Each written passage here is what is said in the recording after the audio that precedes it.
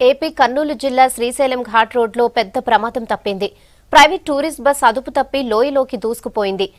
చిన్నారుట్ల మలుపు దగ్గర అదుపు తప్పి లోయలోకి దూసుకుపోయింది. లోయ లోతుగా లేకపోవడం, బస్సు నిట్ట నిలువునా నిలిచిపోవడంతో 50 మంది ప్రయాణికులు సురక్షితంగా బయటపడ్డారు.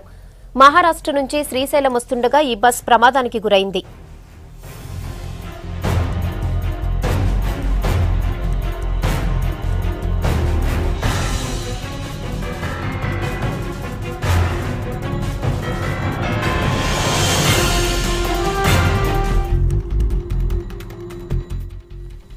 ఏపీ కర్నూలు జిల్లా శ్రీశైలం ఘాట్ రోడ్లో పెద్ద ప్రమాదం తప్పింది. ప్రైవేట్ టూరిస్ట్ బస్ అదుపు తప్పి లోయలోకి దూసుకుపోయింది. చిన్నారుట్ల మలుపు దగ్గర అదుపు తప్పి లోయలోకి దూసుకుపోయింది. లోయ లోతుగా లేకపోవటం, బస్సు నిట్ట నిలువునా నిలిచిపోవడంతో 50 మంది ప్రయాణికులు సురక్షితంగా బయటపడ్డారు.